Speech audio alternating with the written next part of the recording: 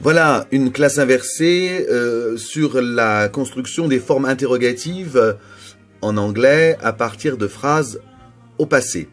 Alors dans un premier temps, tu vas lire attentivement les phrases que je te montre. Tu peux les lire à haute voix, les répéter après moi en travaillant avec le bouton pause à chaque fois et puis en remettant après sur play pour continuer l'observation et la lecture. Alors, voilà les phrases. La première phrase, Sam went to Scotland with his parents. Sam went to Scotland with his parents last weekend.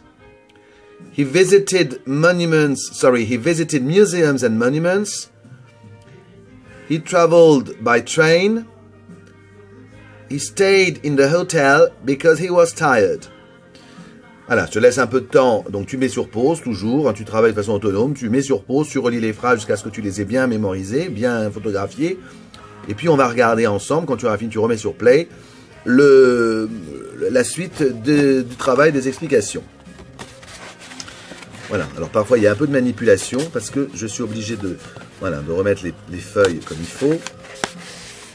Voilà les mêmes phrases avec, comme tu vas le constater, des groupes de mots soulignés. Dans la première, Sam went to Scotland with his parents. He went to Scotland with his parents last weekend. He visited museums and monuments. He traveled by train. He stayed in the hotel because he was tired. Même chose, tu essaies de bien photographier les expressions que j'ai soulignées dans chacune de ces phrases-là, que tu vas retrouver maintenant toute seule sur le document suivant. Voilà, on va les reprendre ensemble. Voilà, donc on a effectivement to Scotland, last weekend, museums and monuments, by train, because he was tired. Tu mets sur pause, après mon explication, tu mettras sur pause. Voilà ce que tu vas faire. Tu vas associer à chacune de ces expressions un mot interrogatif. Alors un mot interrogatif, en anglais tu les connais, on avait fait un travail là-dessus précédemment. Who, where, when, ce sont des mots interrogatifs, des mots qui vont commencer des questions. À quel mot interrogatif est-ce que tu vas associer to Scotland? À quel mot interrogatif est-ce que tu vas associer last weekend? À quel mot interrogatif tu vas pouvoir associer museums and monuments? By train, because he was tired. Tu mets sur pause et tu fais le travail. Quand tu auras terminé, tu remets sur play et on regarde ensemble les pronoms interrogatifs qui correspondent. Voilà donc les pronoms interrogatifs que on attendait pour ces expressions soulignées. To Scotland, complément circonstanciel de lieu, mot interrogatif, where. Last weekend, complément circonstanciel de temps, mot interrogatif qui correspond, when.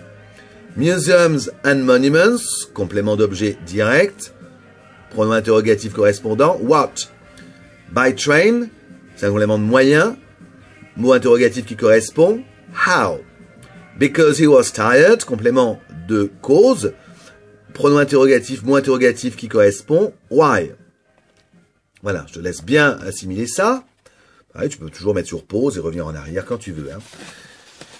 Et on va regarder maintenant les phrases qui donc vont devoir être travaillées maintenant. Donc les voilà. Les phrases sont là. Je te les remets à l'écran. Les voilà. Sam went to Scotland with his parents. Sam went to Scotland with his parents last weekend. He visited museums and monuments. He traveled by train. He stayed in the hotel because he was tired. Tu vas essayer donc de construire les phrases interrogatives, les questions qui vont porter sur les membres de phrases qui sont soulignés. Donc tu vas te référer au mot interrogatif qu'on vient de voir. Sam went to Scotland with his parents. Commençant par where, comment tu vas bâtir ta phrase. Tu mets sur pause, tu prends ton temps, 5-6 minutes pour faire tes formes interrogatives. Et puis après tu remets sur play et je te montrerai les phrases construites. Vas-y, tu mets sur pause, et quand tu as fini, tu remets sur play.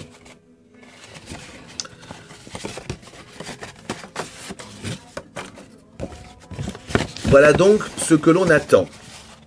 La phrase numéro 1. Sam went to Scotland with his parents. On attend la phrase where, donc le pronom interrogatif, did Sam go with his parents? on repère dans la phrase, comme on l'a fait en classe précédemment, l'auxiliaire did du passé, Sam le sujet, go, la base verbale qui correspond au verbe dont la forme passée est went. Toujours auxiliaire, selon le même schéma, auxiliaire, sujet, verbe, base verbale. La deuxième, mets sur pause à chaque fois, si tu veux revenir en arrière, bien évidemment, je ne te le redis plus. La deuxième phrase, qui était un peu semblable, mais sur laquelle on n'avait pas souligné le même mot, Sam went to Scotland with his parents last weekend. On fait porter la question sur last weekend, donc, when did Sam go to Scotland with his parents? La phrase numéro 3, he visited museums and monuments, complément d'objet, donc, what did he visit? Et l'avant-dernière phrase, he traveled by train, moyen de transport en l'occurrence, how did he travel? Et la dernière phrase, he stayed in the hotel because he was tired, complément de cause, why did he stay in the hotel? On n'oublie pas toujours l'auxiliaire did du passé et la base verbale. On ne remet pas la forme passée au verbe, puisque c'est l'auxiliaire qui porte le poids de la conjugaison. Why did he stay in the hotel? Ou bien, how did he travel? Voilà. Alors maintenant que tu as compris ça, bien sûr, encore une fois, tu remets sur pause, tu vas en arrière, tu reviens, il n'y a pas de problème. Je vais te proposer d'autres phrases que voici, que tu vas maintenant faire toi-même. C'est un over to you activity, c'est à toi de jouer. Voilà les phrases. Voilà, elles sont affichées. Très bien. Jack arrived in London yesterday. Bob's friends were at the cinema last night. Fiona went to the doctor's because she didn't feel very well.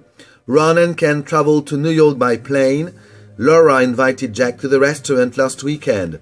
Alors, même chose, tu mets sur pause et tu prends une dizaine de minutes pour bâtir tes questions sur le modèle de ce qu'on a fait précédemment. Attention, la dernière phrase, Laura invited Jack to the restaurant last weekend. On n'a pas revu ce pronom interrogatif là, mais il ne devrait pas te poser de problème puisque c'est une personne. Voilà, au travail, tu mets sur pause et tu reviens pour voir les solutions quand tu as terminé. Voilà, tu as fait tes phrases, voilà les solutions, les questions qu'on attend. Pour la première, j'attends when did Jack arrive in London? Pour la deuxième, where were Bob's friends last night? Ensuite, why did Fiona go to the doctor's? Ensuite, how did Ron and Ken travel to New York? Et enfin, who did Laura invite to the restaurant last weekend? C'est to the restaurant, tu m'enlèves le tot, c'est to the restaurant évidemment. Voilà. Voilà donc les phrases que tu devais inscrire. Tiens, on va barrer tout de suite le T en direct. Tu vois, c'est du direct. Voilà. To the restaurant last weekend. Reviens en arrière. N'hésite pas à refaire les exercices jusqu'à ce que tu aies bien compris le mécanisme. Et puis, en cours, lundi et mardi, on verra d'autres exemples. Have a nice weekend. Bye. See you on Monday.